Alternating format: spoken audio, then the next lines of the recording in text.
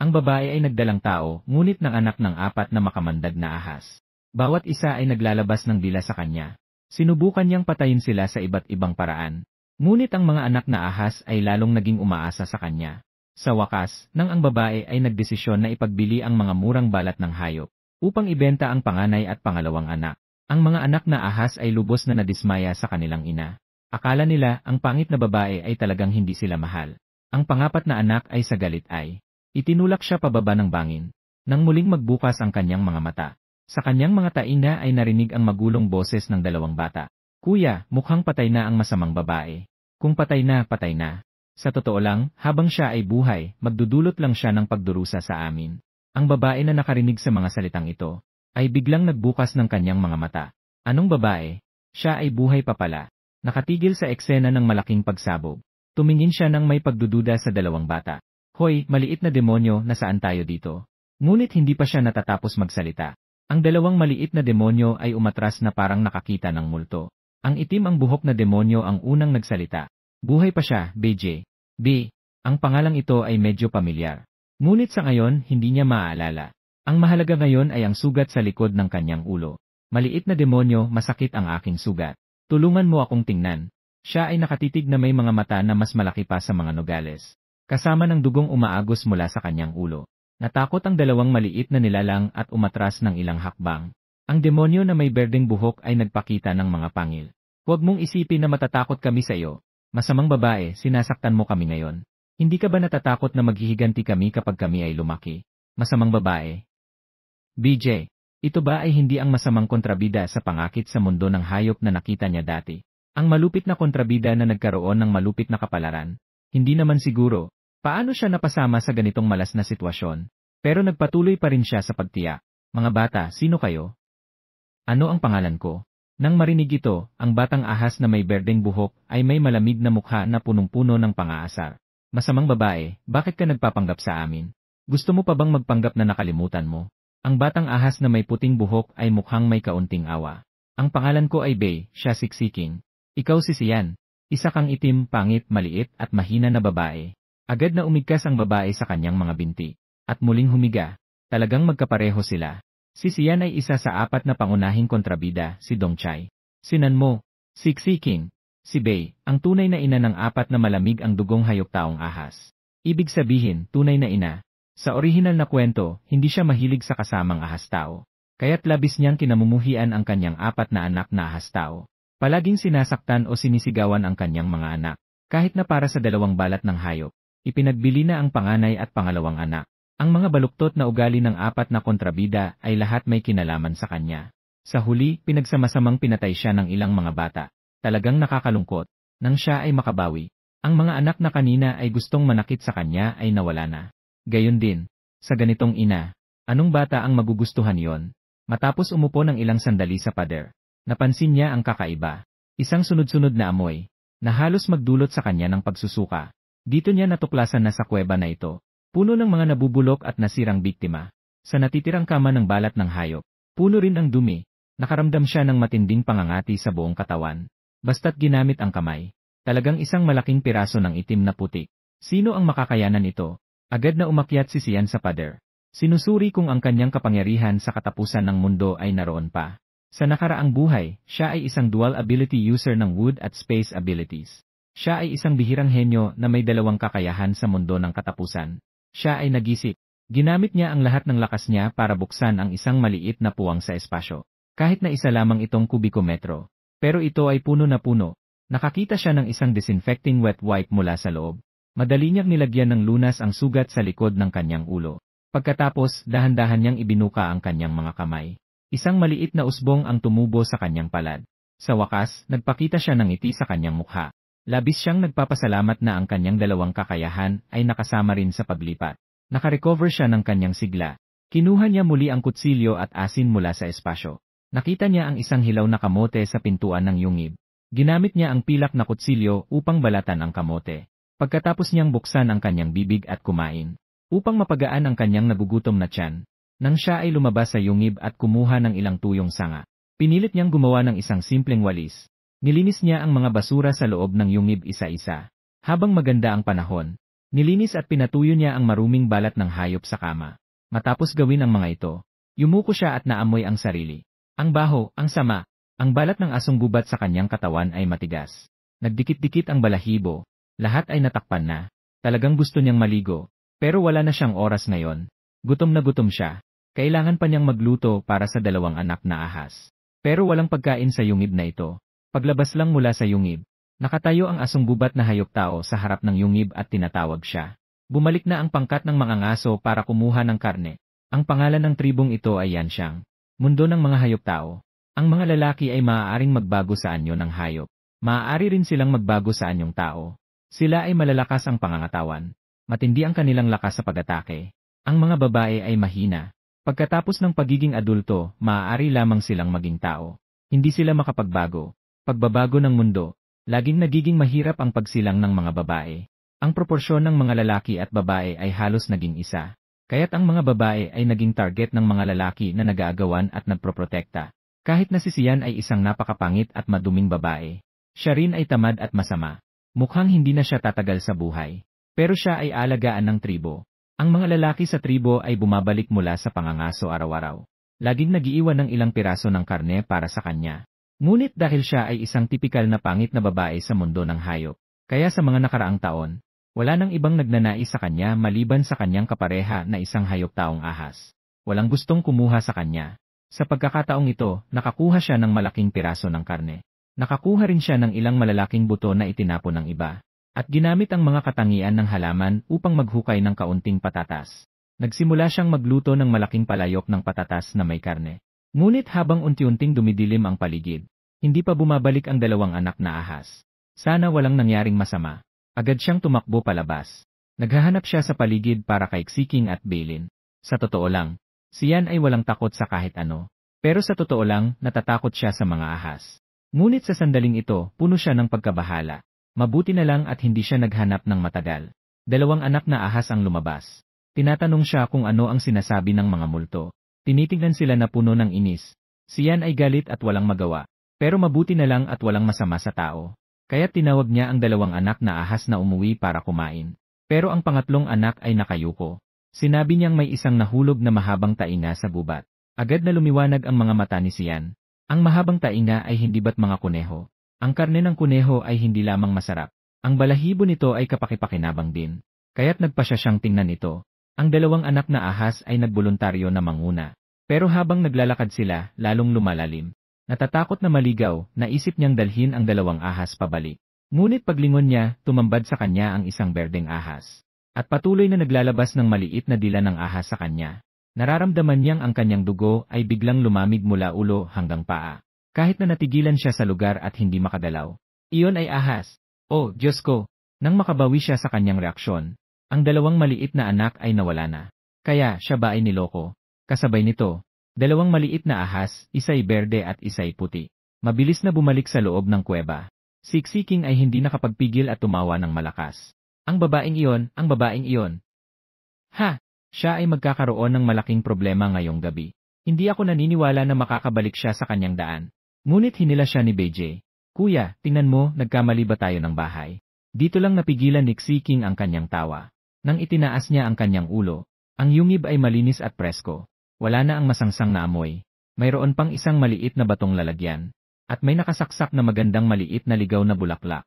Dito sila nakatira ng maraming taon. Hindi maaaring magkamali sa sariling tahanan. Pero bakit parang naging malinis ang bahay ngayon?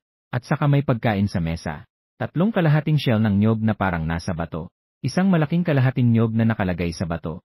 Para bang may naghihintay sa kanilang pagbabalik para kumain. Naalala ni Beiji ang sinabi ng pangit na babae dati. Naghanda ako ng pagkain, matagal na kayong hinihintay. Tumingin siya kay Xishu. Kuya-san, hindi naman ito talagang pagkain na ginawa ng pangit na babae, di ba? Ang unang reaksyon ni Xiking ay tungkol sa pangit na babae. Paano siya nagkaroon ng ganitong kabaitan? Hindi ba't gusto niyang patayin sila? Kumuha si Beiji ng isang piraso ng patatas at kumain. Agad na lumiwanag ang kanyang mga mata. Kuya-san, subukan mo, talagang masarap. Umugong ang tiyan ni Xiking. Sa huli, umupo pa rin siya at kumain kasama ang kanyang kapatid. Pero habang kumakain, parang may hindi tama. Ang masamang babae na yon ay sobrang kakaiba ngayon. Nagtatanggal ng dumi at nagluluto pa. Kapag may kakaiba, tiyak na may dahilan. Agad niyang naisip ang sagot. Yung pangit na babae ba ay nag-iisip na ibenta sila? Siksiking ay may nakakatakot na ekspresyon. Siguradong gusto rin niya tayong ibenta. Hindi niya ako kailanman nagustuhan. Hindi naman siya nagatubiling ibenta ako noon. Kung hindi dahil sa nasira ang mukha ko, hindi ako mabibentang mababa ang halaga. Matagal na akong naibenta niya. Sa ilalim ng mahabang berdeng buhok, ang kalahating mukha ay may nakakatakot na peklat mula sa pagkasunog. Malamig ang dugong hayop taong ahas. Hindi tinatanggap saan man. Isang nilalang na kahit ang tunay na ina ay hindi nagmamahal. Si Beiji ay hindi nagsalita. Ibinenta sila. Naniniwala siyang kayang gawin ng masamang babae ang ganitong bagay. Sila ay nagkakahalaga lamang ng isang balat ng hayop. Biglang hindi na makakain ang dalawang anak. Nagbago sa anyong tao at nakaupo ng magkatapat. Sa ilalim ng kanyang mga mata ay may daloy ng kalungkutan. At dito siya ay naharap sa malaking problema. Isang puting tigre na may pulang liwanag sa mga mata, na masigasig na nakatingin sa kanya. Sumpaing mga anak, talagang nais siyang pakainin ang mga mabangis na hayop. Inalog ni siya ang kutsilyo sa kanyang kamay. Ang kutsilyong ito para sa puting tigre sa kanyang harapan. Siguradong parang pangsungkit ng ngipin lang. Nang walang pag-aalinlangan, umakyat siya sa puno, at pagkatapos ay kinuha ang baril mula sa kanyang espasyo. Agad niyang pinuno ng bala. Hindi marami ang kanyang inventaryo ng mga bala. Bawat tama, nababawasan ng isa. Ngunit ito ay isang usaping buhay at kamatayan. Hindi siya pwedeng magatubili. Kinuha niya ang baril at tinutok ito sa mata ng puting tigre. Pinaputok ang unang bala. Sayang, hindi ito tumama. Masyadong mabilis ang paggalaw ng tigre. Ngunit siya ay nagkaroon pa rin ng maraming sugat sa mukha. Ang tigre na naiinis ay malinaw na mas nagalit. Agad na umakyat si Sian sa puno. Habang umaakyat sa puno, naggangalit siya at nagingit-ngit. Hayop pa ba ito? Mas mahirap pa itong patayin kaysa sa mga zombie. Nakapagakyat na siya ng ilang hakbang. Pero napagod na siya at humihingal. Nakikita niyang papalapit na ang tigre. Hawak ni Sian ang baging. Agad niyang ginamit ang kanyang kakayahang kahoy upang magbuhol. Upang maglatag ng isang maliit na bitag na makakapagpahinto sa mga paa ng tigre. Talaga namang mabilis ang mga paa ng tigre. Nahulog siya dahil sa isang biglang tumubong baging na humarang sa kanyang binti. Nahulog siya sa lupa.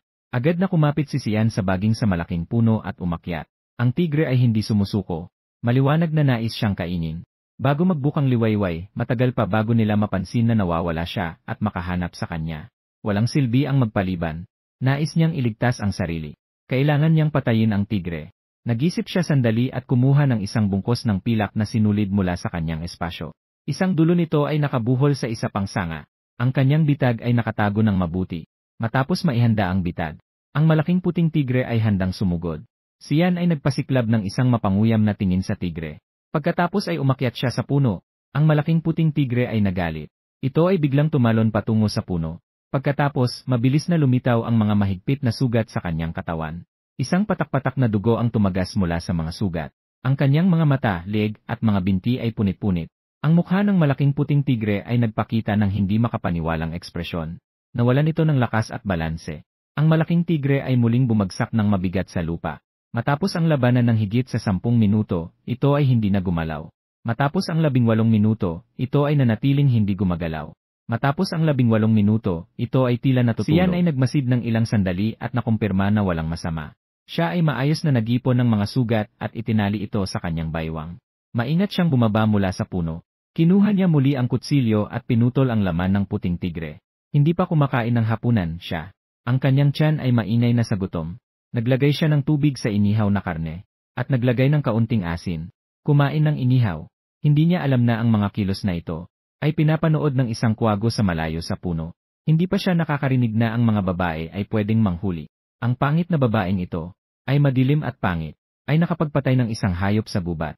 At bakit ang kanyang inihaw ay napabango? Matapos kumain ng masagana si Sian, siya ay umalis sa lugar na yon.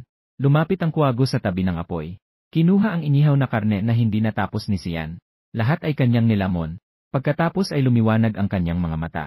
Iyan, ang sarap. Ang kanyang mga galaw ay magaan at masarap ang pagkain. Kung hindi siya masyadong marumi at pangit, maaaring pipiliin pa niya siya bilang kanyang maliit na babae. Tumakbo si Sian ng matagal. Nang ang araw ay malapit ng sumikat. Sa wakas, parang pamilyar na ang nakikita niya. Sa sandaling ito, siya ay galit at nagmamalupit. Ang dalawang maliliit na anak ay may sama ng loob sa kanya. Pero iyon ay tungkol sa nakaraan. Ano ang kinalaman nito sa kanya? Iniisip niyang dapat ay maging mabuti sa dalawang maliit. Pero ang dalawang anak na iyon ay ganito ang ginawa sa kanya. Pareho silang unang beses maging ina. Bakit kailangan niyang magpasensya sa kanila? Galit na galit, bumalik si Sian sa yungib. Nang makita ang nasa sulok ng yungib, Siksiking at Beiji na magkayakap habang natutulog. Ang kanyang dating galit na puso ay unti-unting kumalma. Dalawang masamang anak, hindi ba sila natutulog sa kama? Hindi ba malamig matulog sa sahig? Sian ay puno ng galit. Bumangon ka. Siksiking at Beiji ay matagal nang nakarinig ng ingay. Pero tamad lang silang makialam sa kanya. Niloko nila ang masamang babae kahapon. Siguradong aayusin sila niya pagbalik niya ngayon. Pero sanay na silang matamaan. Basta't hindi mamatay. Ano pa ang magagawa? Ngunit hindi sila sinaktan ni Sian. Pati pinatulog pa sila sa kama. Mas nakakagulat. Pinahintulutan pa silang tawagin siyang ina. Talagang hindi maunawaan. Maliwanag na hindi ito ang kanyang hiling, di ba? Umakyat. Huwag matulog sa kama. Huwag tawagin siyang ina. Kumunot ang labi ni Sian. Ito ay kasalanan ng orihinal na mayari. Nag-isip siya at kalmadong sinabi sa kanila. Mula ngayon, lahat tayo ay matutulog sa kama. Ngunit kailangan mag-sorry para sa nangyari kagabi. Agad na tumanggi Siksiking. Imposible na humingi siya ng tawad sa pangit na babae. Ngunit biglang nagsalita si Beiji. Pasensya na. Kagabi, gusto lang naming takutin ka. Sa katunayan, pagbalik namin sa yungib kagabi, nararamdaman na niya ang pagbabago ng masamang babae. Malinis na ang bahay. At may mainit na pagkain. Iyon din ang unang pagkakataon na naramdaman niya ang init ng tahanan. Kaya't gusto niyang bigyan ang masamang babae ng isang pagkakataon. Kung sakaling talagang magbago ang masamang babae. Nakita ni Siksiking na nagbago ang isip ng kanyang kapatid. Galit na niyakap ang patatas at tumakbo palabas. Agad na hinabol ni Beiji ang sitwasyon. Nang makabawi si Sian, siya na lang ang natira sa kuweba. Naglakad siya ng isang buong gabi. Pagod na pagod siya at tanging hininga na lang ang natira. Uminom siya ng kaunti mula sa natirang pagkain ng dalawang anak na ahas kahapon. Humiga at natulog. Pero ang batong kama ay sobrang tigas. Hindi siya nakatulog ng matagal at nagising siya. Mukhang kailangan ng isama sa agenda ang pagbabago ng batong kama. Maraming tuyong damo sa tabi ng kuweba. Kinolekta ni Sian ang lahat ng ito. Inilagay ito sa ilalim ng araw upang matuyuan. Pagkatapos ay tinahi ang tuyong damo, upang gawing malambot at komportableng banig ng damo. Kakagawa lang niya ng lahat. Narinig niya ang ingay mula sa labas. Nakita niya sa ilalim ng malaking puno sa hindi kalayuan. Isang mataas at matabang babae ang humila sa kanyang dalawang anak. Mukhang napakadismayado ni Beiji at Siksiking. May mga patapon na kamote sa tabi. Walang gustong malamig ang dugong hayop-taong ahas. Muli siyang lumabas para magnakaw. Ang matabang babae na Siksyongnay ay nakatayo na may kamay sa balakang at nagalit na nagmumura. Agad na tumakbo si Sian papunta roon. Huminto ka. May lakas ng loob kang galawin ang aking mga anak. Tumingin Siksyongnay kay Sian na may pagdududa. Si Sian ay kilalang masamang babae sa tribo. Siya ay tamad at masama. Wala siyang pakialam sa kanyang mga anak. Nang makita niyang hindi na apektuhan si Siksyongnay, lumapit si Sian at sinimulang hilahin ang buhok. Sakit ang anit ni Siksyongnay nang mahawakan. Napilitan siyang bitawan ang dalawang anak. Sian, may sakit ka ba? Ang dalawang anak na ahas na ito, at ang hindi na makontrol na Siksiking at Beiji. Agad nilang pinulot ang mga kamote sa lupa. Tumakbo sila sa isang tabi upang magtago.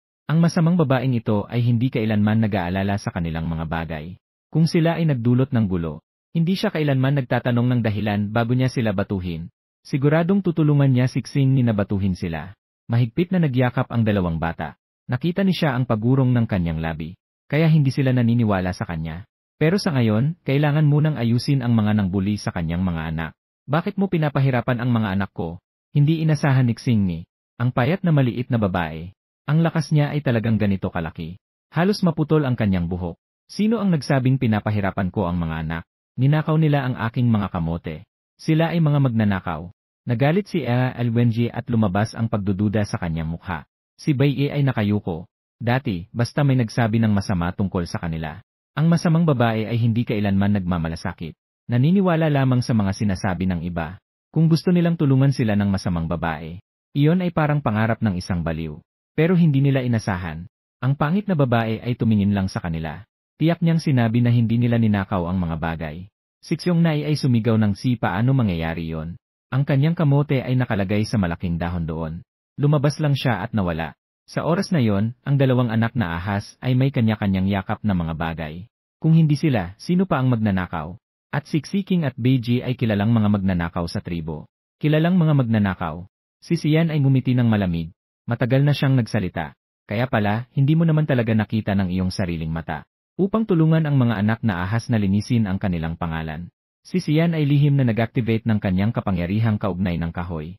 Talaga namang nakaramdam siya ng kaunting amoy ng kamote. Siya ay lumuhod at maingat na tumingin. Nakita niya ang ilang maliliit na yapak sa lupa. Si Sian ay tumakbo patungo sa direksyon ng mga maliliit na yapak. Mabilis siyang tumakbo papunta roon. Siya ay nagalis ng mga damo. At nakita ang ilang mga mataba at cute na mga anak na oso. Nakatago sa mga damo, malalaking kagat ng kamote ang kinakain. Sumigaw si Xiaongnay sa gulat. Mga anak na ahas ng pamilya ni Xiongru. Hindi nagatubiling si Xiaongnay. Kinuha ang 4 na maliliit na anak na oso sa lupa. Agad na nagpasabog ng suntok at sipa ang mga maliliit na oso, sumisigaw ng parang multo. Masungit na tinitigan ni Sian ang 4 na anak na oso. Lahat ng 4 na maliit ay tahimik. Xiaongnay, kailangan mong humingi ng tawad kina Xiking at Beijie. Ngunit hindi ito pinansin ni Xiaongnay. Anong dapat ipagpaumanhin? Malamig ang dugong ahas. Hindi ito ang unang pagkakataon na nag-enjoy Sian sa mga bagay. Sino ang nakakaalam kung ang mga kamote ba sa kanilang mga kamay ay ninakaw mula sa iba? Ang tono ni Xiaongnay ay may paghamak. Nagdulot ito ng hindi komportableng pakiramdam kay Sian. Tumingin siya pabalik sa kanyang 2 anak. Ang mga labi ni Xiking at Beijie ay nakatiklop na parang nag-aalala at matigas. Muling umusbong ang pagmamahal ng ina. Sa huli, ginamit ang puwersa upang supilin. At pinagsakluban si Xiaongnay hanggang sa magkahematoma. Ang tindi ng galit na nakakatakot kahit sa 4 na mga anak na oso sa tabi. Matapos ang pagsasakluban, hindi pa nakalimutang hilahin ang 2 anak sa harap. Humingi kayo ng tawad sa akin. Napilitang sumuko si Xiaongnay. Mabilis na sumigaw ng si pasensya na Lumiko at tumakbo na umiiyak. Nakatingin sa napakamasungit na si Sian. Si Xiking at Beijie ay nagduda kung siya ba ay naguguluhan, na nag-aaway para sa kanila. Baka siya ay naposes. Habang masaya ang 2 sa kanilang pag-uusap, sumigaw si Sian sa kanila. Hindi ba kayo agad babalik sa akin? Nagtinginan si Xiking at Beijie. Babalik pa rin at tatamaan, di ba? Ang masamang babae ay masamang babae. Mahirap baguhin ang likas na ugali. Bumalik sa pagkakasundo. Pagbalik sa yungib, ang 2 anak ay nag-aalala habang nakaupo sa yungib.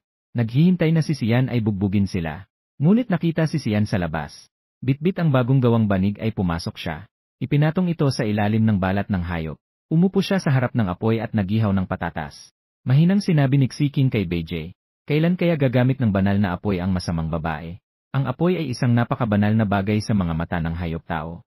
Sa tribo ng Yanxiang, tanging ang pinuno ng nayon lamang ang may apoy na makakapag-apoy. Karamihan sa mga hayop-tao sa tribo ng Yanxiang ay kumakain ng hilaw na pagkain. Kahapon, ikaw. Ang 2 ay nakatitig sa apoy na puno ng pagdududa. Ngayon, nakita nilang muli si Sian na naglalaro ng apoy. Mas lalo silang naguguluhan. Yumaling si Beijie. Hindi alam, marahil talagang nasumpa na. Nakakunot ang noo ni Xiking. Kung nasumpa, makokontrol na ba ang banal na apoy? Pagkatapos magluto ng pagkain, tinawag ni Sian sila para kumain. Ngunit ang 2 bata ay nakaupo lamang sa kanilang pwesto at hindi makagalaw. Ang pag-atake sa kontrabidang bata ay hindi isang madaling gawain. Hindi siya nagmamadali ngayon. Matapos kumain ng patatas, umalis siya ng mag-isa sa kuweba. Pagkatapos umalis ni Sian, nagtinginan si Xiking at Beijie. Napakakaiba. Hindi sila pinagsabihan ng masamang babae. Gutom na sila buong araw. Umuungal ang tiyan. Sa huli, nagpa siya pa rin silang sumuko. Medyo mainit ang inihaw na patatas at karne. Pero ang sarap. Nakakita si Sian ng malaking kahoy. Hinila niya ito pabalik sa kuweba. Gusto niyang gumawa ng lalagyan para sa paligo. Pero hindi siya katulad ng mga lalaking hayop-tao na makapagbabago ng anyo. Gumamit ng mga kuko para hukayin ang lalagyan. Kahit na mayroon siyang pilak na kutsilyo. Pero hindi ito gaanong nakakatulong. Paano kaya siya makakagawa ng timba? Sa isang iglap nagalala si Sian. Ang 2 anak na ahas na kumain na, ay nakatingin pa rin sa kanya sa kuweba. Biglang nagtanong si Xiking, anong ginagawa mo, tunay na ina? Ibinahagi ni Sian ang kanyang naiisip. Wala ka bang piraso ng kaliskis ng ahas? Si siya ay puno ng pagdududa. Pinaalalahanan siya ni Beijie. Marahil, posibleng. Ito ay mga kaliskis ng ahas na iniwan ng kanyang ama. Si siya ay kumindat. Naalala niya, nang nag-aayos siya ng bahay. Nakakita siya ng isang piraso ng kulay lila na bahagyang malinaw. Napakaganda at napakalaking kaliskis. Agad na pumunta si siya sa tabi ng kama at kinuha ito. Tumingin siya sa kaliskis na mas malaki pa sa kanyang palad. Siya ay medyo nagtataka.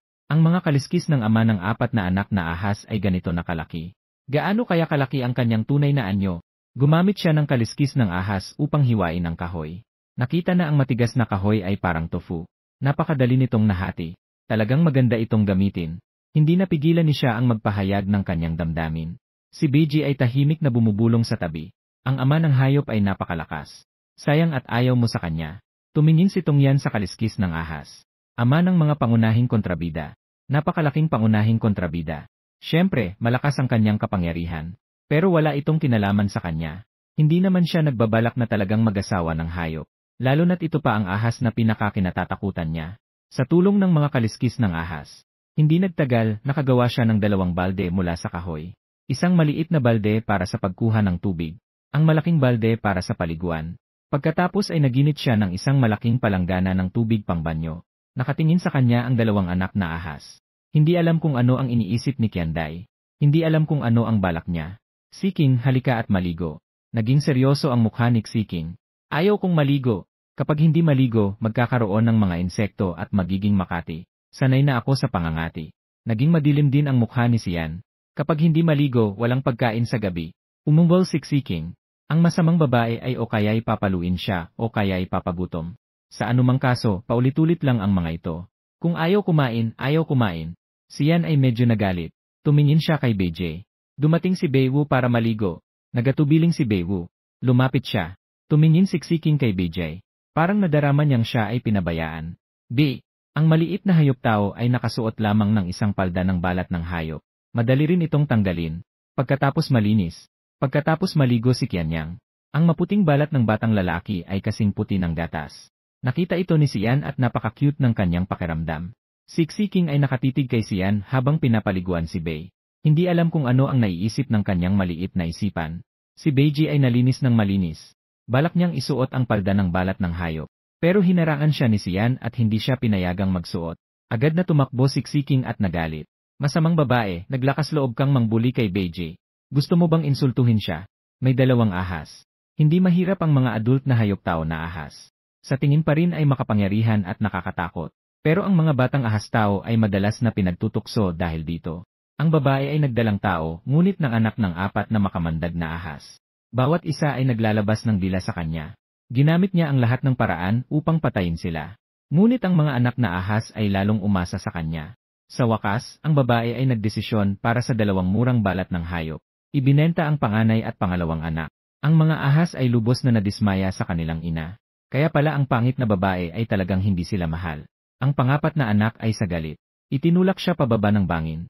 Ngunit nang muling bumukas ang kanyang mga mata, ang babae ay tila naging ibang tao. Hindi lamang siya nagbigay sa kanila ng paligo. Pinaakyat din sila sa kama upang matulog. Ang ilalim ng kama na may balat ng hayop ay nilagyan ng mga damo. Kapag humiga, ito ay malambot at malambot. Nilinis si Bei at ibinalot na parang zongzi at inilagay sa itaas. Siksiking ay labis na nainggit dito. Sian ay nagalis ng maraming putik. Pagkatapos maligo, kumuha siya ng isang set ng malinis na damit mula sa kanyang espasyo at nagsuot. Hinugasan ang makapal na putik. Ang balat ni Sian ay gatas na puti, tulad din ng kay Beiji. Gaya ng kulay gatas. Pinong at maliliit na tampok ng mukha. Nagpapaganda lalo sa tao. Hindi maganda ang hitsura ng mga tao.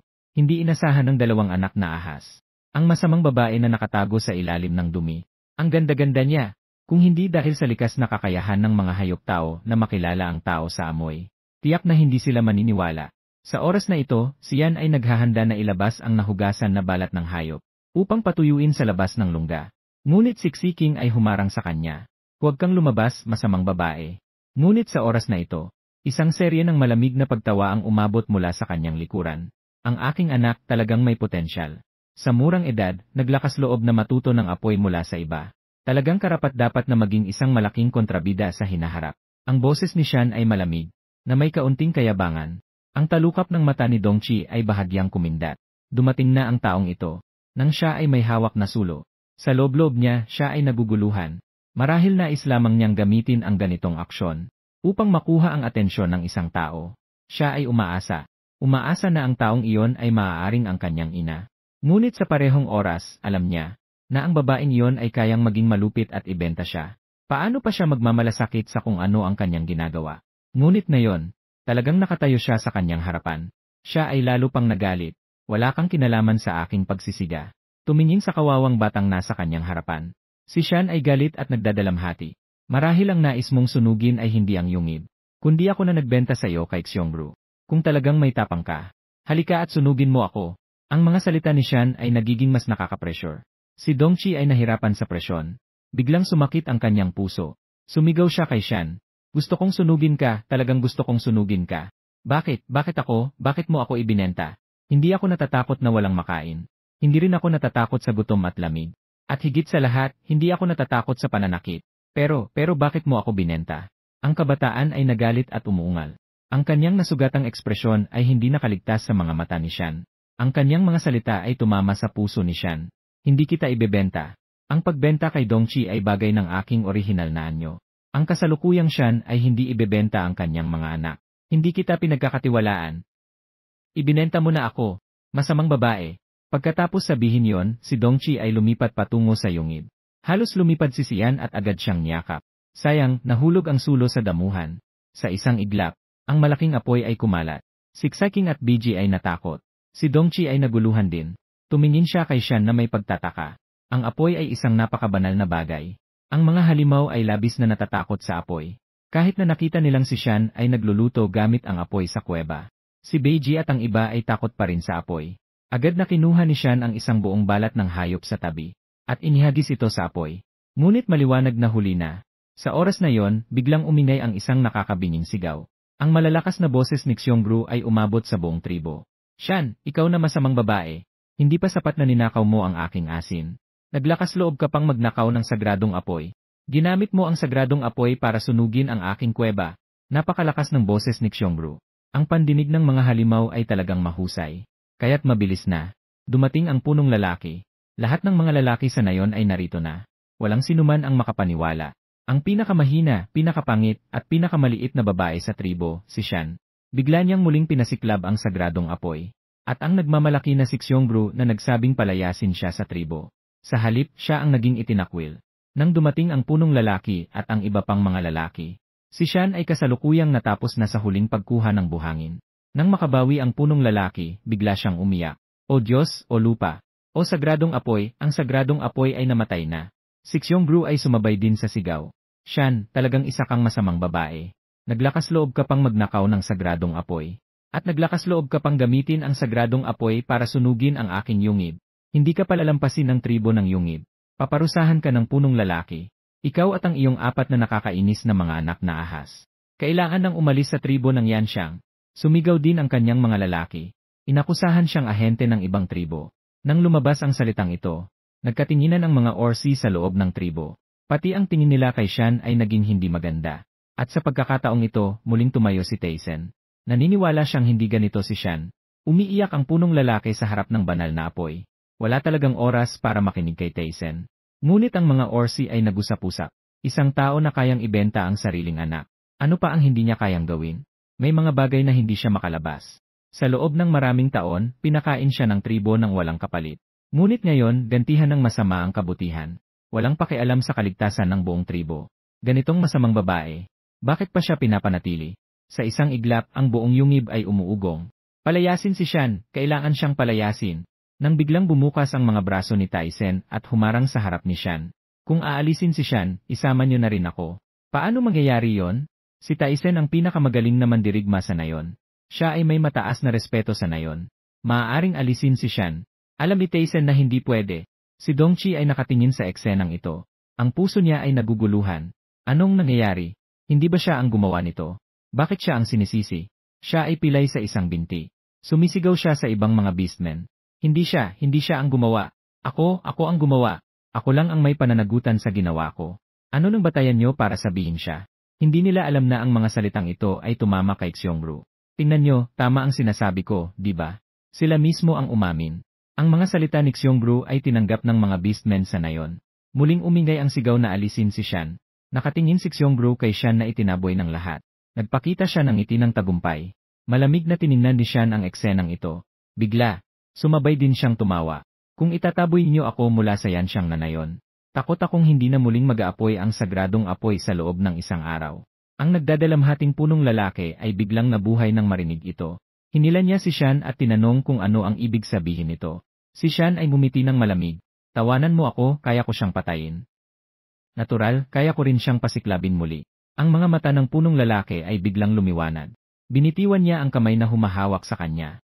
Sa isang iglap, natimbang na ng punong lalaki ang mga benepisyo at panganib.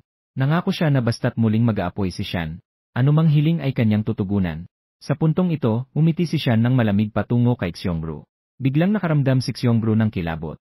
At hindi nagtagal, sa susunod na segundo, nakita ang daliri ni Shan na nakatutok sa kanya. Kaya kong sindihan ang banal na apoy. Pero gusto kong umalis siya ng tuluyan sa Yanxiang tribo. Nang lumabas ang salitang ito, hindi lang ang punong lalaki. Lahat ng naroroon ay nagulat.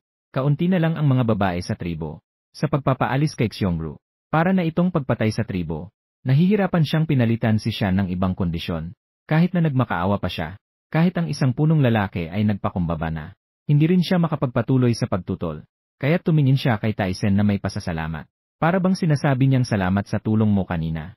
At pagkatapos ay malakas na nagtanong, Tyson, ikaw ay mandirigma ng Diyos ng mga hayop. Maaari mo bang tulungan akong muling sindihan ang banal na apoy? Tumango ang lalaki na may bahagyang pamumula sa mukha. Hindi siya makakasindihan ng banal na apoy. Si Shan ay isang sinungaling. Tiyak na hindi siya makakasindihan ng banal na apoy. Si Xiongru ay nagmamadali parang nasa ibabaw ng mainit na kawali. Kung talagang masisindihan niya muli ang banal na apoy, ang katayuan ni Shan ay tiyak na tataas ng husto. Wala na siyang pwesto sa tribong ito. Sumisigaw siya na tawagin ang kanyang lalaki para pigilan. Ngunit tinignan siya ng ibang mga beastman na may pagdududa.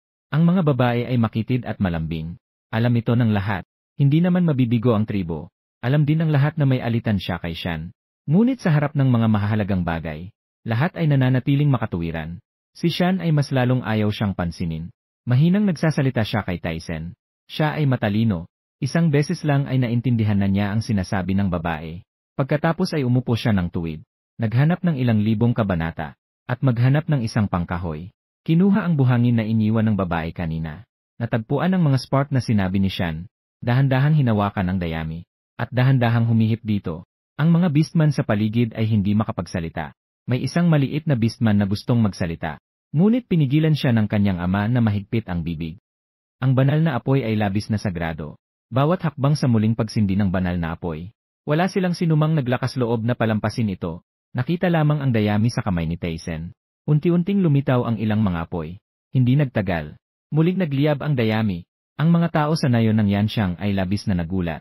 Ang makakapagkontrol ng apoy ay hindi ang mataas na pari, kundi ang sugo na ipinadala ng Diyos ng mga hayop. Ang mga lobo at oso na tao ay sabay-sabay na umatungal. May pag-asa na ang nayon ng Yanxiang. Maaaring hindi alam ni Shan. Ang kanyang hakbang na ito ay magdudulot ng malaking gulat sa kanyang mga kababayan. Si Tyson ay lihim ding nakatingin sa kanya. Ang babaeng ito ay maganda at dalisay. Sa mapanganib na mundo ng mga hayop, wala siyang kasama na kahit isang nagbabantay na lalaki. Nagpasya na siya. Kailangan niyang protektahan siya. Matapos malutas ang bagay na ito, pinigilan ni Shan ang kanyang hininga at dinala si Dongqi pauwi. Sa loob ng yungib, ang bunsong anak na si Nanmo ay patuloy na nagtago sa sulok. Si Dongqi ay bahagyang nagmukhang nagtatampo. Kanyang pinigilan ang kanyang labi. Umupo siya sa kama at humarap sa likod. Hindi nakatiis si Shan na mangasar. Nasaan ang tapang mo kanina? Bakit pag-uwi mo, hindi ka man lang makatingin sa akin? Si Dongqi ay hindi nagsalita. Ang maliit na binatilyo ay nanginginig ang balikat. Biglang napagtanto ni Shan na may mali. Agad siyang lumapit. Ang maliit na anak ay matagal nang namumula ang mga mata. Punong-puno ng luha ang kanyang mukha. Ayoko na ikaw ang makialam. Hindi lang siya tinulak ni Dongqi. Inilubog pa ang kanyang mukha sa balat ng hayop. Si Beiji ay nagpunta upang maalis ang tensyon sa hangin. Agad siyang humila kay Shan. Inay, gutom na ako. Pagkatapos umalis ni Shan, si Nanmo ay lumabas mula sa sulok. Maingat siyang umakyat sa kama. Dahan-dahan niyang pinapalo ang likod ni Dongqi. Pero anuman ang mangyari, ayaw talagang tumingin ni Dongqi. Matapos ihanda ni Shan ang hapunan, nahulaan niyang ayaw kumain ng dalawa sa kanya. Kaya't pinabayaan niyang si Beiji ang maghain para sa kanila. Pero nang handa na siyang maghugas ng pinggan, napansin niyang ang bahagi ni Dongqi ay hindi ginagalaw. Bumuntong hininga si Shan, kinuha ang mangkok ng kanin, at pagkatapos ay niyakap ang maliit na bata. Biglang naguluhan si Dongqi. Sa instinct gusto niyang umatras. Pero nakayakap siya sa ibang tao. Hindi siya makagalaw. Nang panahong iyon, may isang maliit na kutsarang kahoy na inabot sa kanya. Halika, buksan ang bibig Hindi alam kung bakit. Hindi alam kung anong nangyayari. Natural na bumukas ang kanyang bibig. Nang ipinasok ni Shan ang maliit na kutsara sa kanyang bibig. Nang makakain siya ng kanin, biglang umusbong ang isang pakiramdam ng kahihiyan sa kanyang puso. Nilabas niya ang pagkain. Ayaw ko sa'yo na nagpapakain. Lumapit si Shan na may malamig na ngiti. Batang demonyo, hindi kita pinapakain. Pinipilit kitang kumain, hindi mo ba nakikita? Buksan mo ang bibig mo, huwag mo akong pilitin na gumamit ng dahas. Masamang babae. Masamang babae. Ikaw ang pinakamasamang babae sa buong mundo. Isang ngiti na parang usok na lumulubog sa kadiliman. Ano kung ako ay masamang babae? Sinasabi ko sa'yo, hindi lang kita pipiliting kumain. Pipilitin din kitang tawagin akong ina. Hindi ka naniniwala. Subukan mo. Galit na sinuntok siya ni Dongchi. Masamang babae. Maghintay ka. Kapag lumaki na ako, tiyak na maghihiganti ako. Pero gaano kalakas naman ang kamao ng batang demonyo? Para kay Shan, parang kinikiliti lang. Siya ay tumawa ng hehe. Pinakain niya siya ng isa pang kagat. Sa huli, isang mangkok ng hindi pa nakakain na Qian Jingjing. Kinabukasan, paggising sa umaga, nagsimula si Shan na magayos ng mga gamit para manghuli. Nakita ito ni Beiji at nagmukhang curious. Kailangan bang pumunta si Hedy kay Chio? Gusto bang bisitahin siya? Nang malaman ang tungkol sa kanyang kahangahangang ina. Kapag oras na para manghuli. Pero labis siyang nababahala. Ina, ang pangangaso ay trabaho ng mga lalaking beastmen. Ang mga babaeng beastmen ay para lamang sa bahay. Hindi para sa pangangaso. Pero malinaw na nauunawaan ni Shan. Sa ngayon, hindi pa sapat ang pagkain sa bahay. Ang 4 na anak ay nasa panahon ng paglaki. Ang mundo ng mga beastmen ay hindi mapayapang mundo. Kailangan magimbak ng pagkain para sa iba't ibang panganib. Hinaplos niya ang maliit na ulo ni Beiji at mumiti. Pero sa bahay, ako lamang ang makapanghuhuli. Ito ang nagsalita si Xiking na tahimik na nakatayo sa tabi. Babae. Tumigil ka. Hindi mo man lang siya tinawag na masamang babae. Nagkaroon ng masamang asal. Nawala ng salitang masama. Ito ba ay may tuturing na kaunting pagunlad?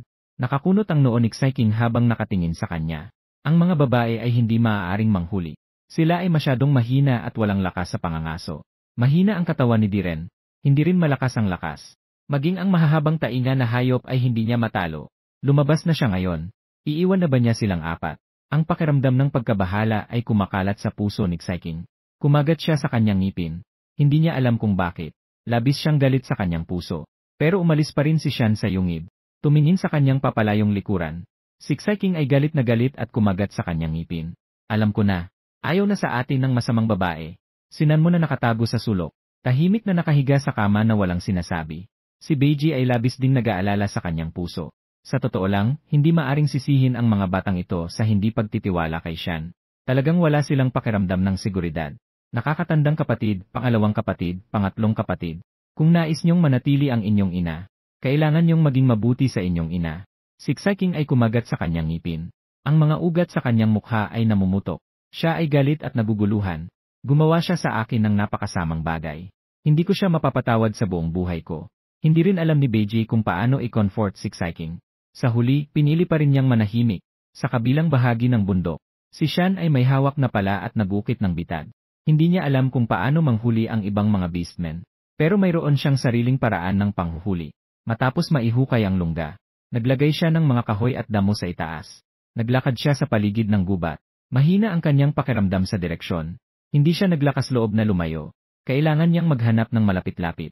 Nakakita siya ng puno na may mga purple na prutas. Kinuha niya ang purple na prutas. Nilasahan niya ito. Naramdaman niyang naangalay ang kanyang dila. Biglang lumiwanag ang mga mata ni Shan. Prutas ng hemp, ito ay prutas ng hemp. Magagamit ito bilang pampamanhid sa mga susunod na paggamot. Maaari rin itong gawing pampamanhid na pulbos at iba pa. Agad siyang naghanap ng malaking dahon. Kinuha niya ang prutas ng hemp at inilagay ito sa loob. Hindi masyadong malaki ang purpura na prutas. Inilagay niya lahat sa kanyang espasyo. Napakayaman ng mga mapagkukunan ng halaman sa mundo ng mga hayop. Hindi ito maihahambing sa mundo ng katapusan na may kakulangan sa yaman. Napakaliwanag. Sa daan pabalik, nakakita pa siya ng napakalaking lettuce na kasing taas ng tao. Ngayon, may pagkain na para sa hapunan mamaya.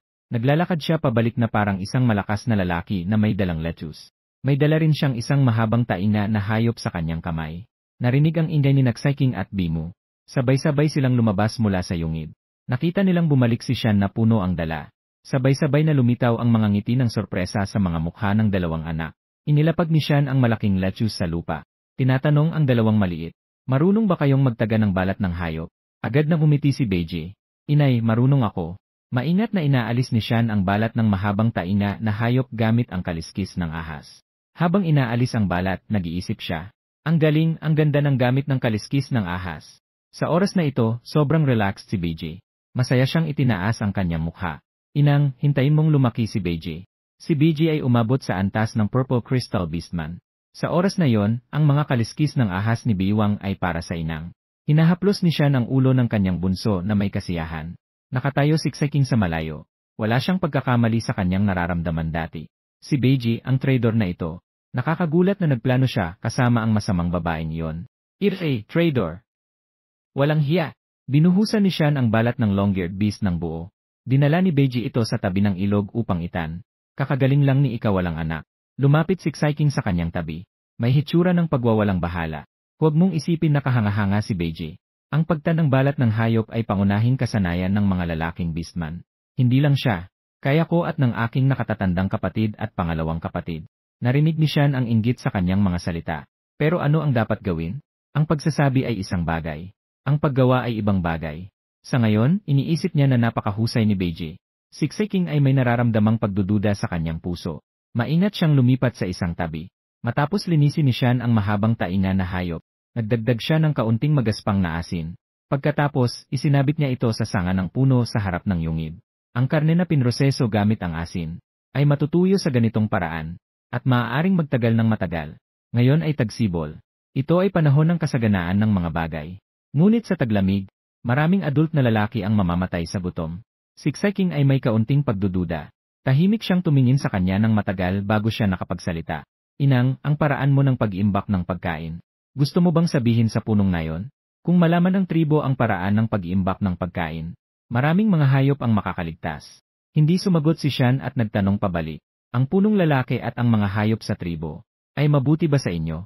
Sa mga nakaraang araw, siya ay lihim na nagmamasid. Ang punong lalaki ay patuloy na nagtatrabaho ng walang pinapanigan. Maliwanag na hindi maganda ang trato ni Xiongru sa kanyang mga anak, at ang iba pang tao. Hindi pa niya napapansin. Iniliko ni Xiking ang kanyang ulo at umiwas ng tingin. Pero sumagot pa rin siya sa kanyang tanong. Hindi masyadong mabuti ang mga tao sa tribo sa amin. Pero okay naman ang punong lalaki sa amin. Minsan, sobrang gutom na kami. Nagbibigay pa ang punong lalaki ng pagkain sa amin. Nang marinig ito ni Shan, nagkaroon siya ng ideya. Tungkol sa kung sasabihin ba sa punong lalaki ang paraan ng pag-iimbak ng pagkain. Isa sa alangalang niya ito. Mula kay Xiking, nalaman ang hirap ng taglamig. Nagsimula si Shan na ayusin ang lettuce. Hahatiin niya ito para kainin ngayon at bukas. Ang kalahating lettuce ay balak niyang idri para gawing gulay na tuyo. Nang panahong iyon, bumalik na rin ang cute na si Beiji.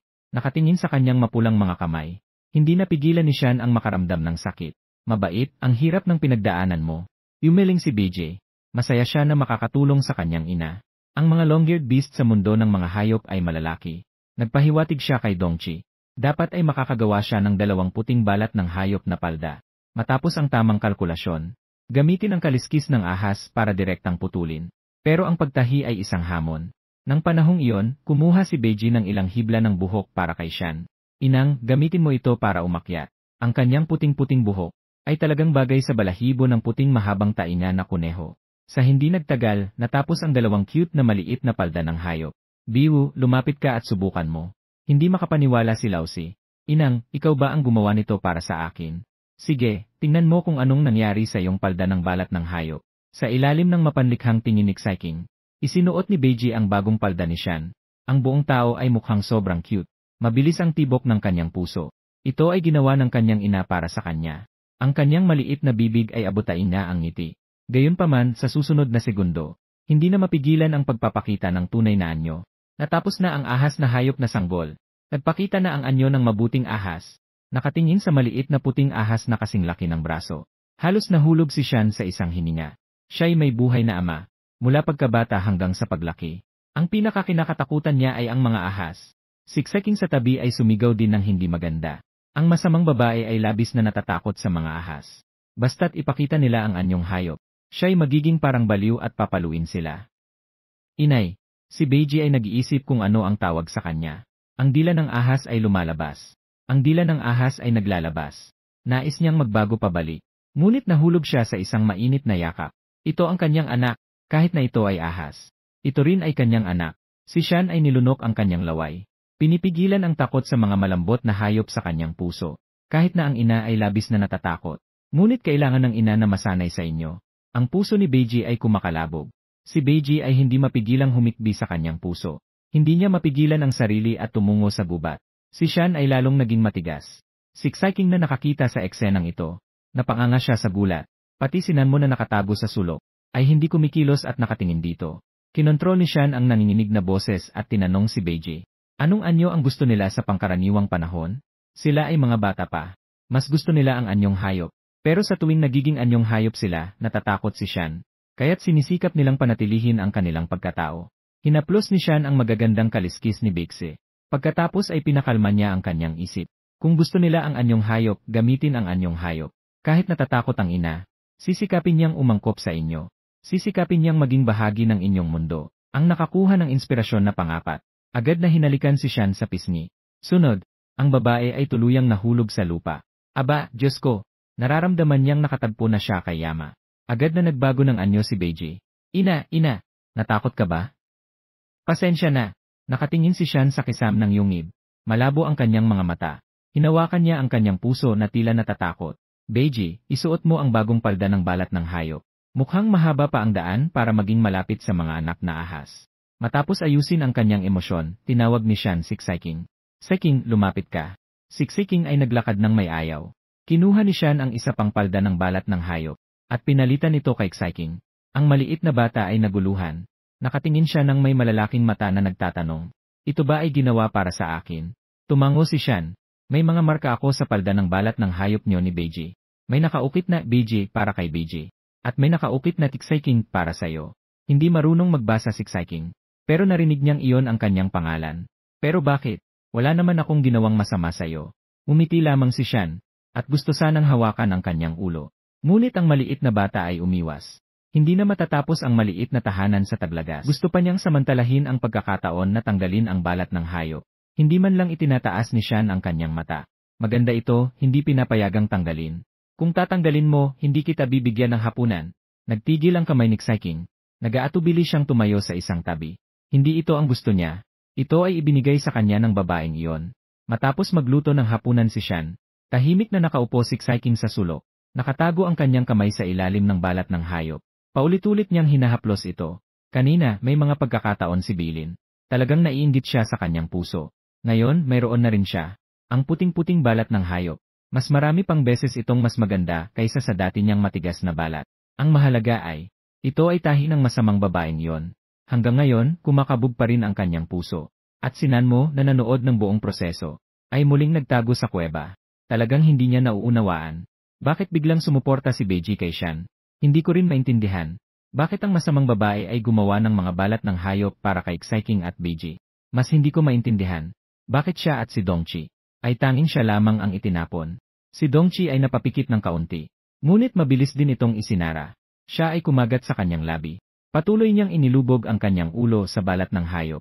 Sa gabi, nagluto si Shan ng malaking kawali ng piniritong karne at lechugas. At pinainit ang dati ng sabaw ng buto. Maaaring ituring na masagana. Mukhang bumuti na ang kalagayan ni Dongqi. Upang hindi siya pakainin ni Shan, pinahawak niya kay Beiji ang kanyang mangkok. Dahan-dahan siyang kumain.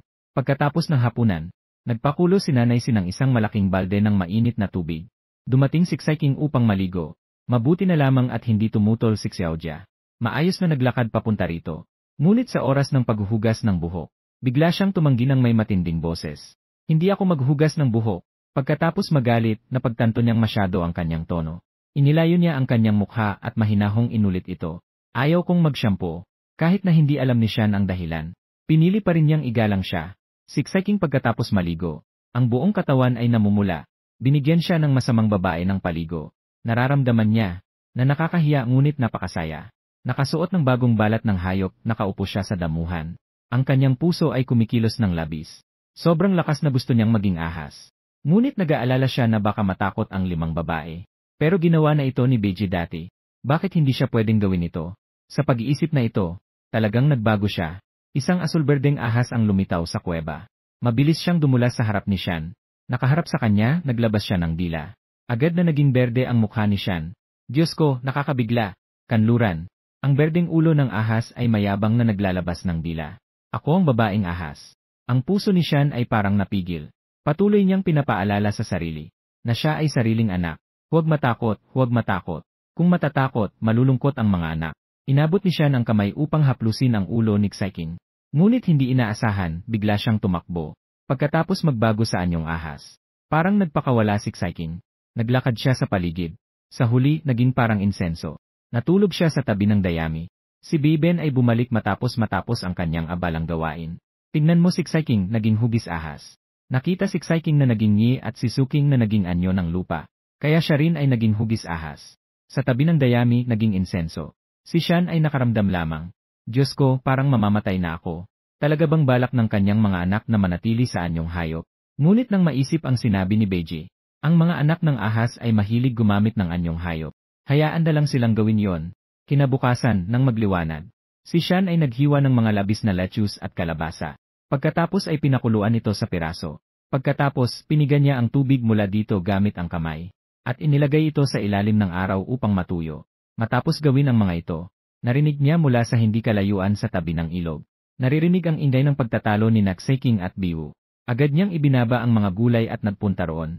Sakto niyang nakita ang mga anak ni Xiongru, na nangaapi kay Xiking at sa iba pa. Ang mga anak ni Xiongru ay 10 taong gulang. Ang kanyang anak ay 5 taong gulang pa lamang. Sa laki pa lang, mas maliit na siya. Mas masahol pa rito. Ang anak ni Xiongru ay biglang hinawakan ang buhok ni Xiking. Sinadya nilang itaas ang kanyang buhok. Ipinakita ang kabilang bahagi ng kanyang mukha. Iyon ay isang nakakatakot na bahagi ng mukha. May mga bakas ng pagkasunog sa itaas. Noong nakaraan, palaging tinatakpan ni Xiking ang kalahating bahagi ng kanyang mukha gamit ang kanyang bangs. Biglang napatigil si Shan sa gulat. Hindi kailanman pinapayagan ni Xiking na hawakan siya sa kanyang buhok. Kaya't ito pala ang dahilan. Ang kalahating mukha na nasugatan ay nalantad sa hangin. Ang pagpapahalaga sa sarili ng maliit na taong ahas ay labis na nayurakan. Siya ay lumalaban na parang wala ng bukas. Bitawan mo ako, bitawan mo ako.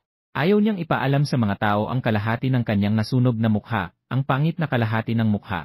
Kuya 3, si Beiji ay nakipagsuntukan at nakipagkick sa mga bear cubs. Gayunpaman, ang lakas na ito ay walang silbi. Mas lalo pang tumawa ang mga bear cubs na may pagmamalaki. Dinala pa nila siya sa tabi ng tubig. Siyan ay biglang natigilan sa kanyang kinaroroonan. Inisip lang niyang maging malinis. Nakalimutan niyang dito ay isang primitibong tribo kung saan maraming lobo at kaunti ang laman. Ayaw niya ng anumang uri ng kapareha. Kung alam ko lang, hindi na sana ako naligo. Sa halip na mapunta sa panganib na mapalibutan ng mga lalaki, mas mabuti pang hindi malagay sa panganib ng napapaligiran ng mga lalaking orsi. Mas mabuti pang maging marumi. Nang maisip ito, agad siyang kumuha ng mga pampaganda mula sa kanyang espasyo. Anumang blush, eyeshadow at mascara. Lahat ay inihanda. Patuloy na nakatingin sa kanya si Beiji. Nakatingin siya sa harap ng masamang babae. Naging isang madilim na may batik na mukha. Ngayon, wala nang problema sa paglabas, di ba? Ang yumib ni Sian ay ang pinakauli sa tribo. Kaya't nang lumabas siya, hindi siya nakatagpo ng ibang orsi. Naglakad-lakad siya sa labas ng kalahating araw. Wala rin siyang nahanap na makakain. Kaya't itinuro niya ang kamote sa sulok at nagtanong, maaari bang kainin ang mga kamote na dinala ninyo ngayong gabi? Si Xiking ay tahimik na hindi nagsasalita. Si Beilin ay nagtanong pabalik. Si Beiwu ay sumagot ng salungat. Bakit ngayon ay walang nagduda na sila ay nagnakaw? Ano ang dahilan dito? Hindi ko ba alam ang mga anak kong ipinanganak ko? At sinabi na niya ito ng maraming beses. Huwag siyang tawaging masamang babae. Dapat tawagin siyang ina. Si Xiking ay humihikbi na may puot sa kanyang mukha. Hindi siya tatawag. Ngunit si Beiji ay nagbago. Isang malambing na tawag na inay. Nagpasaya ito kay Sian. Kahit na niyayakap ang maliit na bata at itinaas ito. Si Beiji ay nagulat. Si Bei ay tumingin. Ang kanyang pisngi ay bahagyang namumula. Ina, ang mga kamote ay hinukay namin ni Xiking. Maaari itong kainin. Ang paungusap na ito ay isang paliwanag sa kanyang naunang tanong. Ngumiti si Sian. Sige, pupunta ako upang hugasan ang mga kamote. Ihahanda ko ito para sa inyo. Matapos hugasan, nagihaw si Sian ng isang bahagi. Gumawa na naman ng sabaw ng kamote. Umupo at kumain na kasama si Beiji. Nakaupo si Xiking sa malayo. Tinitingnan ang matigas ang ulo na likuran. Si Tongyan ay sabik at natatawa. Lumapit ka at kumain. Sabi mo, hindi ka maliligo, hindi ka pwedeng kumain. Muling nagsalita si Sian ng ilang magagandang salita. Siya ay nag-aatubili na lumapit. Habang nagmumurmur siya, ako talaga ang naghukay ng kamote. Tumango si Sian. Ikaw ang naghukay, maaari kang kumain. Pagkatapos kumain, si Beiji ay nakasandal kay Xiking. Talagang naisa nang hikayatin siya. Pero hindi siya pinansin ng taong iyon. Sa oras ng pagtulog sa gabi, ang dalawang bata ay handang matulog sa sulok. Pero sinigawan sila ni Sian. Hindi ba sinabi na matutulog na sila sa kama mula ngayon? Yumuko siya at niyakap si Xiao Beiji, at inilagay siya sa kama. Pagkatapos ay dahan-dahan niyang niyakap si Xiking. Pero si Xiking ay ayaw talagang umakyat sa kama. Masamang babae, hindi ako matutulog sa kama. Wala kang pakialam kahit mamatay ako. Ay naku, Talagang nakakainis, parang sumasakit ang atay ko. Talagang gusto kong sapakin ang bata. Sa huli, hindi na siya inintindi. Matapos siyang matulog, tinakpan niya si Beiji ng kumot. At natulog na siya. Ang mga mata ng ahas na tao ay napakalinaw. Kahit na walang ilaw sa gabi, nakikita pa rin ng malinaw. Si Beiji ay tumingin sa tabi sa natutulog na si Sian. Inamoy niya, ang bango. Ang kama ay napakalambot din. Hindi pa siya nakatulog ng ganito kakomportable. Ang mainit na pakiramdam ay kumakalat sa kanyang puso. Ang ganitong banyagang pakiramdam ay hindi nakakainis. Sa kabaligtaran, medyo komportable pa nga. Hindi na makatulog si Beiji. Paminsan-minsan, palihim siyang bumubuka ng mata para tingnan siya. Ito ang kanyang ina.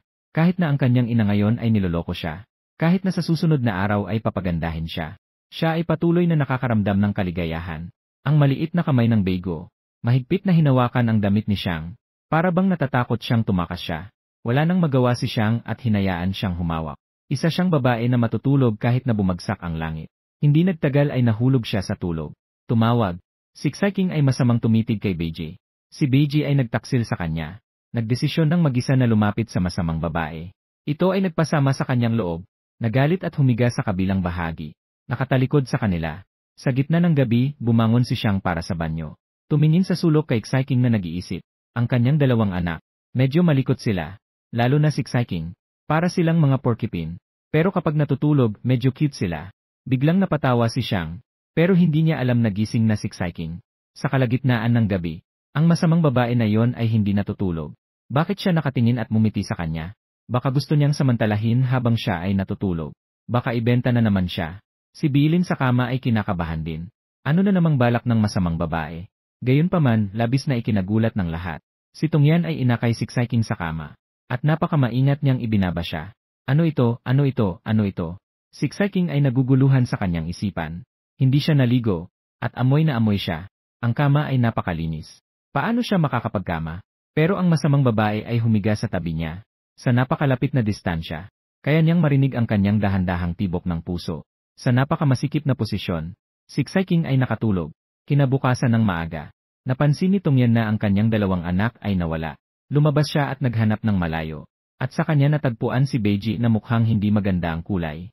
Si Sanjay ay naligo sa ilog. May mainit na tubig pero hindi naligo.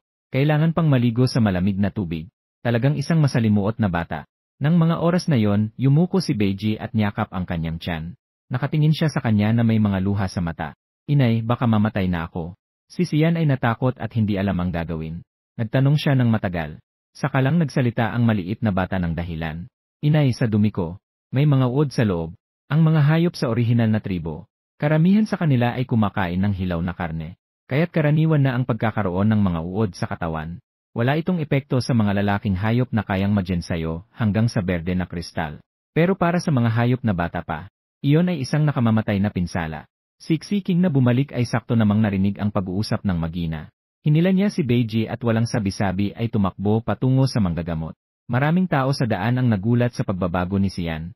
Parang naging mas malinis ng kaunti ang pangit na babae. Pero masyado pa rin siyang payat. Pero mas kaakit-akit siya kumpara sa dati. May mga lalaking hayop na nagiging sabik na. Ang manggagamot ng tribo ng Yanxiang ay isang matandang babae.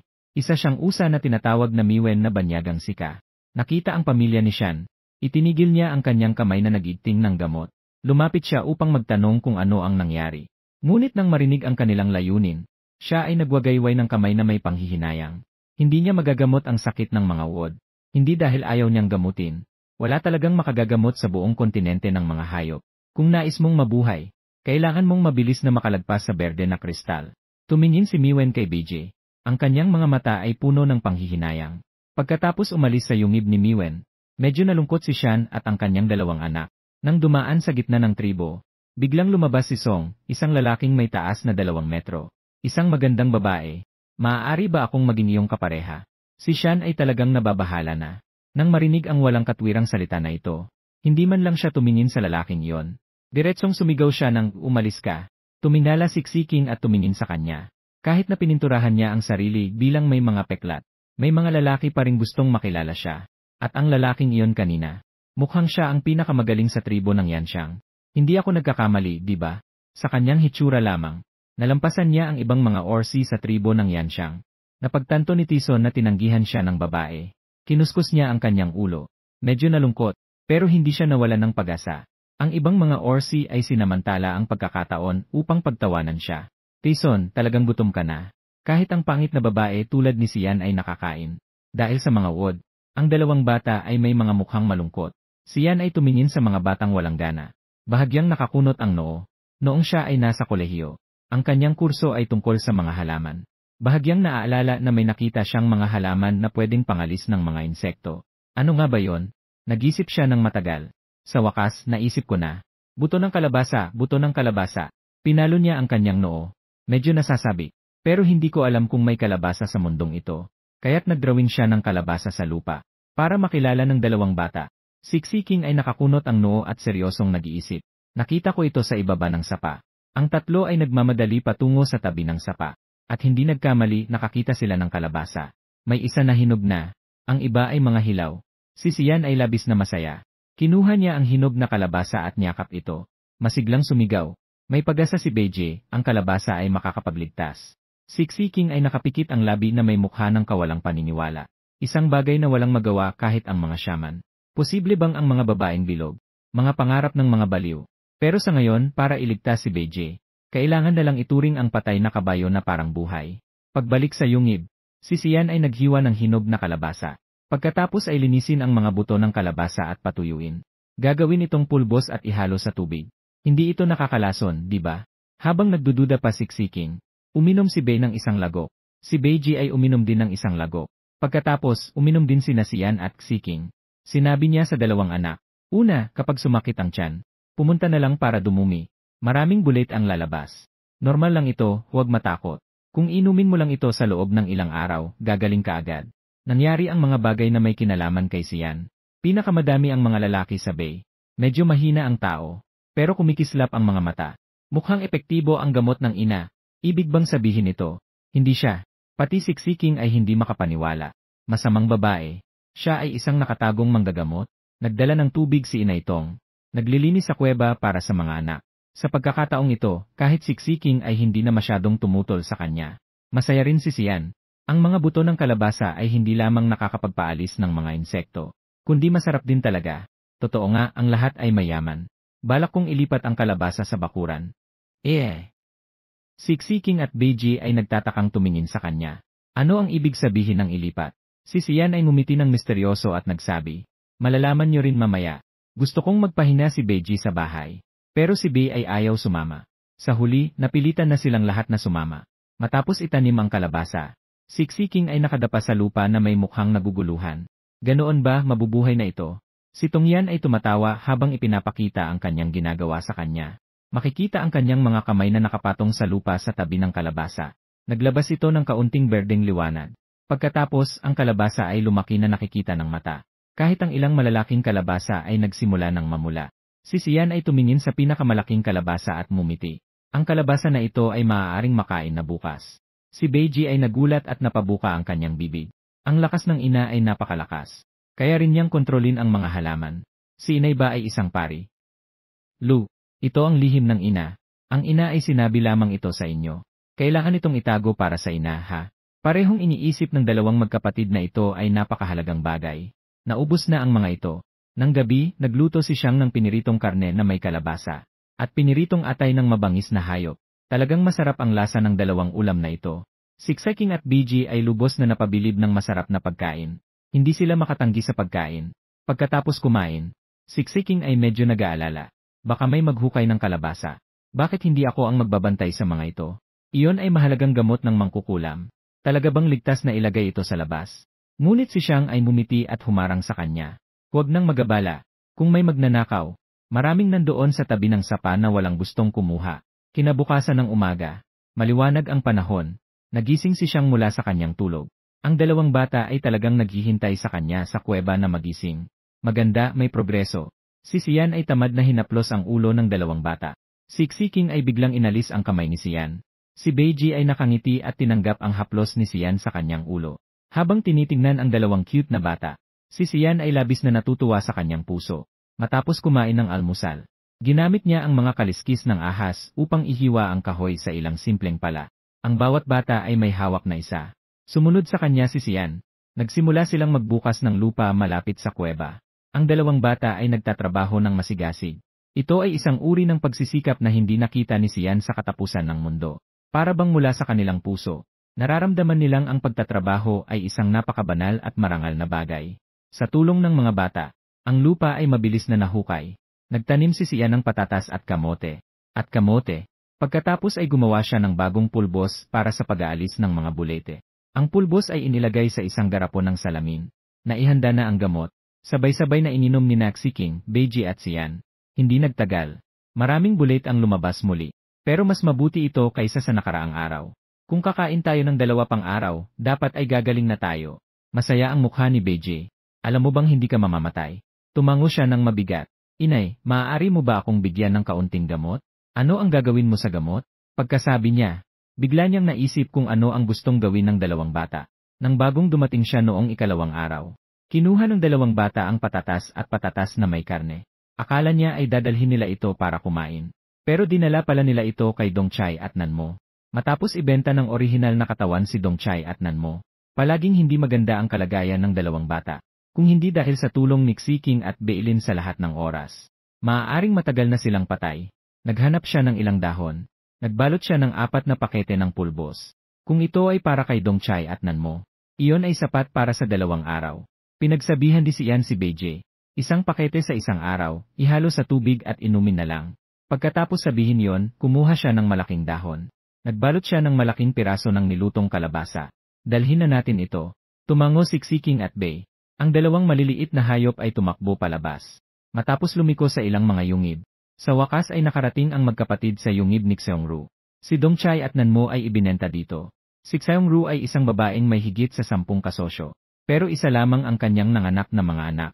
Ito ang 4 na nagnakaw ng mga patatas na tambo kay Xiong na ilang araw na ang nakalipas. Ayaw ni Xiongru ng mga malamig na dugo na tao ng ahas. Pinalitan niya si Dongchai at Nanmo gamit ang 2 balat ng hayop. Ito ay para lamang pahirapan sila. Araw-araw, hindi lamang sila pinapabayaan sa pagkain. Pinipilit pa silang magtrabaho araw-araw. Si Beiji ay nagpakilala sa kanyang 2 kapatid na lalaki. Isang simpleng pagpapakilala tungkol sa gamot na gawa sa mga uod. Si Dongchai ay puno ng paghamak at pagdirin. Ito ba talaga ay gamot na ginawa ng masamang babae? Si Xiking ay nakatayo sa tabi na walang pakialam. Siya ay malinaw na nakakaalala. Ang araw na ibinenta ang kanyang nakatatandang kapatid at pangalawang kapatid ng masamang babae. Paano humingi ng tulong si Dongchai kay Sian na huwag siyang ibenta? Sinan mo na hindi makapagsalita. Nakaluhod siya sa lupa habang ang kanyang mga luha ay walang tigil na dumadaloy.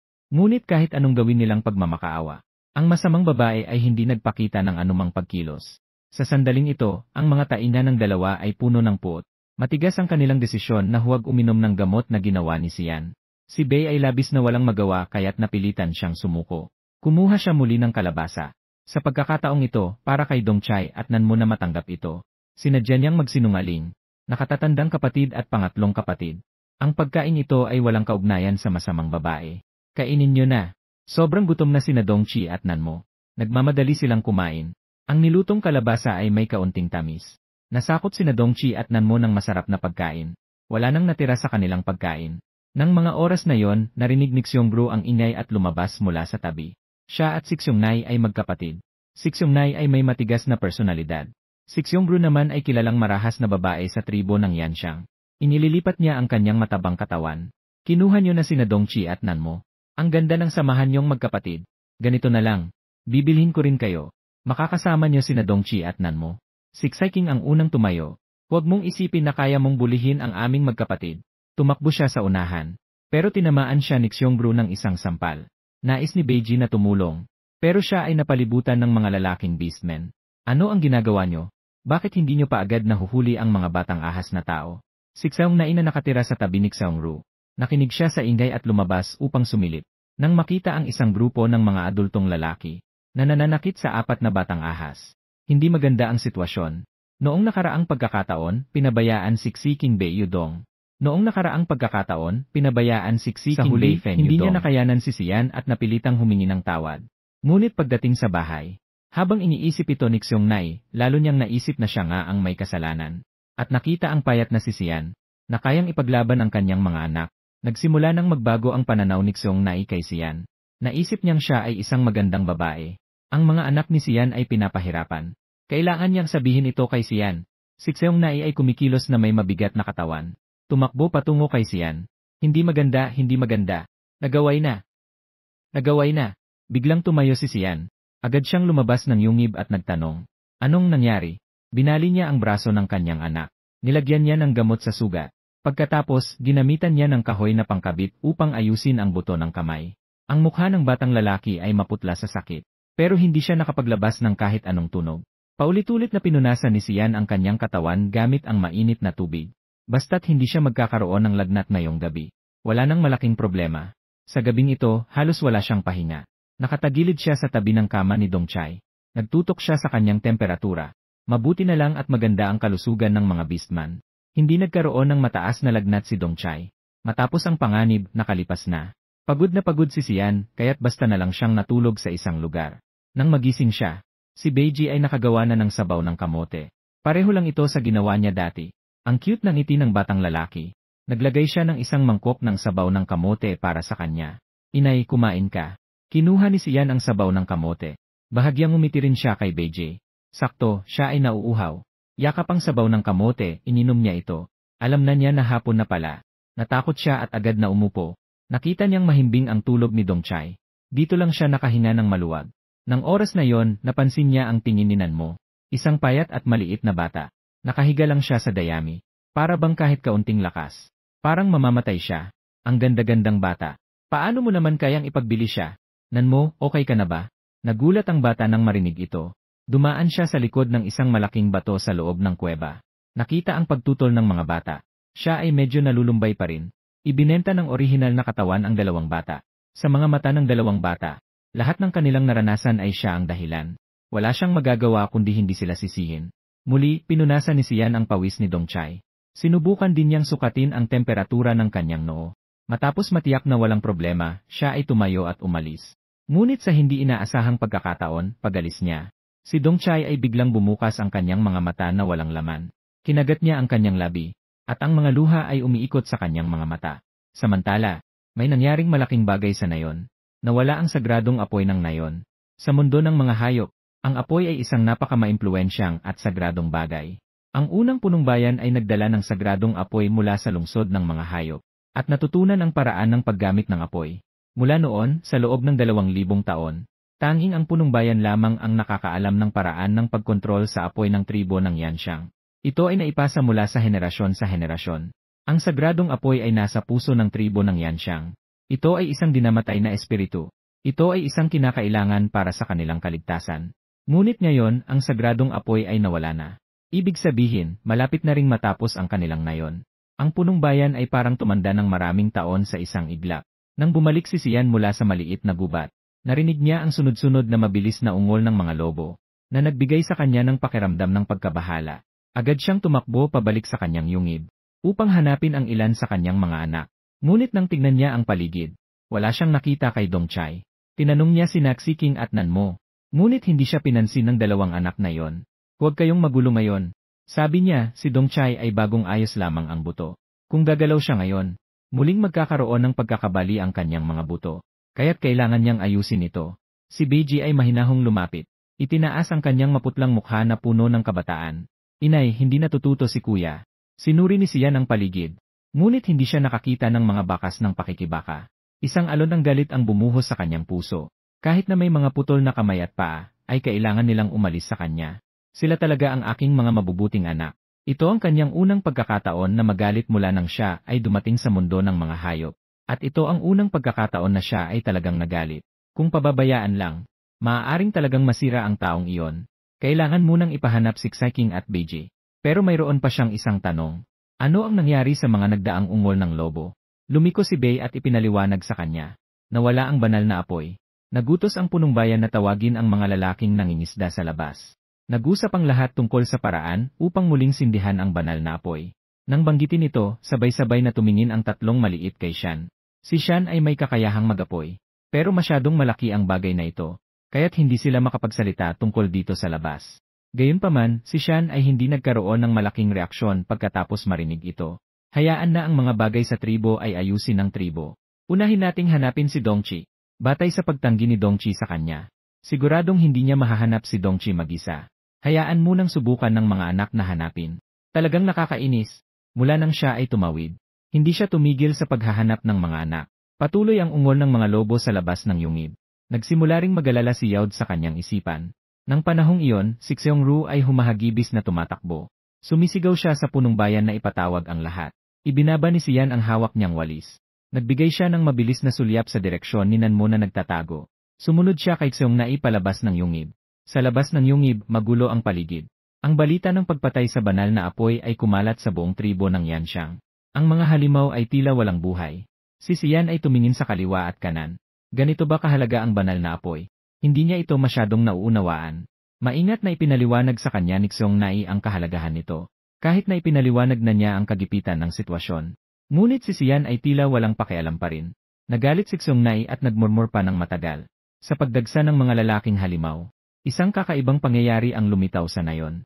Iyon ay ang bawat babae ay napapaligiran ng ilan, o kaya't mga dosenang lalaki ang nakapaligid. Pati si Xiong Nai, nasa paligid niya ang 7-8 tao. Nasa paligid din ay may 7-8,000. Sa kabilang banda, si Sian ay nag-iisa. Mukhang napaka-espesyal. Bilang isang kilalang pangit na babae sa tribo, walang kahit isang lalaki ang gustong makipag-ugnayan sa kanya. Ang tribo ay patuloy na nag-aalaga sa kanya. Ngunit siya rin ay tinatanggihan. Pati ang kanyang mga anak na snake beast ay hindi rin tinatanggap. Ngunit kamakailan, si Sian, parang may kaunting pagbabago. Nagsimula siyang gampanan ang tungkulin ng isang ina. Hindi lamang para sa sakit ng mga anak, kundi dinala rin si Dongchai at si Nanmo pabalik sa bahay. Ngunit ang lahat ay naghihintay pa rin na makita ang kanyang kahihiyan. Ngunit sa oras na yon, si Taeson ay kusang tumalon. Diretsong tumalon sa likod ni Sian. Ang makapangyarihang presensya ay nagdulot kay Sian na maging tensyonado at ang kanyang katawan ay naging tense. Kontrolado niya ang kanyang sarili. Dahan-dahang lumingon at itinaas ang kanyang mukha na puno ng peklat. Ako si Taeson. Wala kang mga lalaki dito. Inutusan ako ng punong bayan na protektahan ka. Noong nagalok si Taeson sa kanya, nag-aalala si Sian sa kalagayan ni Beiji. Hindi man lang siya tumingin at agad na tumanggi. Kaya para kay Sian, ito ang kanilang unang pagkikita ni Taeson. Tiningnan niya ng bahagya ang gwapong may pilak na buhok. Tumingin din siya sa mga babaeng napapalibutan ng mga lalaki sa malapit. Iniisip na maaaring ito ay isang hindi nakasulat na batas sa tribo. Tahimik niyang tinanggap ang setting ito, pero hindi niya alam, ang kanyang pagpayag ay nagdulot ng inggit sa ibang mga babae sa Yanxiang na tribo. Sobrang naiinggit. Ang pinakamalakas at pinakamagandang lalaki, si Taeson, kasama ang pinakamapangit at pinakamayat na babaeng walang gustong kumuha, si Sian. Anong kakaibang kombinasyon ito? Si Taeson ay kilalang kilala sa tribo. Halos lahat ng mga babae ay nagalok sa kanya ng pagkakataon na makipagpartner. Pero wala siyang tinanggap. Akala ko ang kanyang isip ay nakatuon sa paghahanap ng kapangyarihan. Wala siyang balak na maging kasosyo ng iba. Ngayon, kusang loob siyang nakatayo sa likod ng isang babae. Paano makakayanan ng ibang mga babae sa paligid ito? Sa harap ng mga titig na parang mga kutsilyo, si Tongyan ay hindi nagmamalasakit. Siya ay tahimik. Tumingin siya sa paligid. Wala ang anak ni Dongchai. Nakita si Xiongru. Muling tumingin kay Xiongru na parang nagbabala.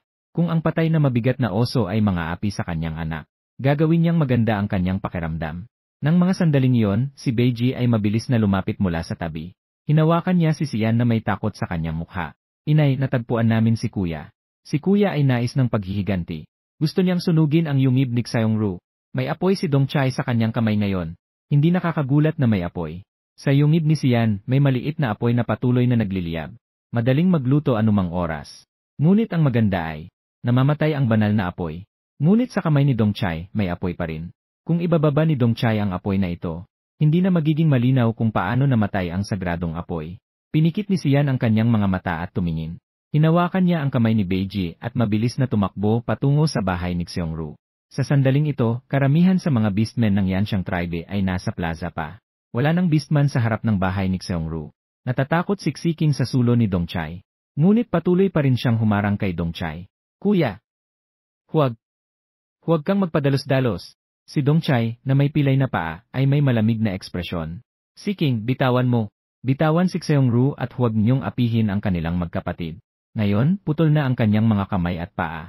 Kahit hindi mamatay ay isa pa ring inutil, yamang ganoon nga. Siya at si Xiongru ay sabay na mamamatay.